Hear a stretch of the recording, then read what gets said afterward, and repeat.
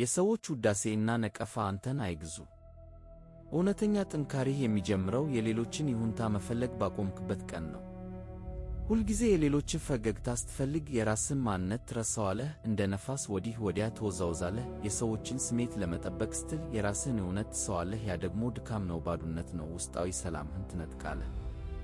ግን አንዴ ይህን ሰንሰለት ስትሰብረው ያኔ ነፃ ትወጣለህ። ውስጣዊ ድምፅህን ብቻ ታዳምጣለህ። ትኩረትህ ወደ ራስህ ይዞራል። ሥራህ ይናገርልህ። ዝም ብለህ ጥረትህን ትቀጥላለህ። ማንም ባያይህም አንተ ለራስህ ትገነባለህ። ያኔ ነው የምትበስለው። ያኔ ነው እውነተኛ ማንነትህ የሚገለጸው።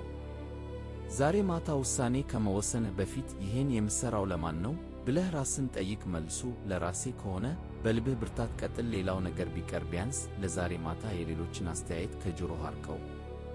አስታውስ፣ የሰዎችን ይሁንታ መፈለግ ባቆምክበት ቀን ነው አንተነትህ በእውነት የሚያድገው። ያኔ ነው እውነተኛ ነፃነት የምታገኘው። ስለዚህ የሌሎችን ይሁንታ ፍለጋ አቁም። ያኔ ነው የራስን ጥንካሬ የምታገኘው። ለተጨማሪ ጥንካሬ ሰብስክራይብ አድርግ።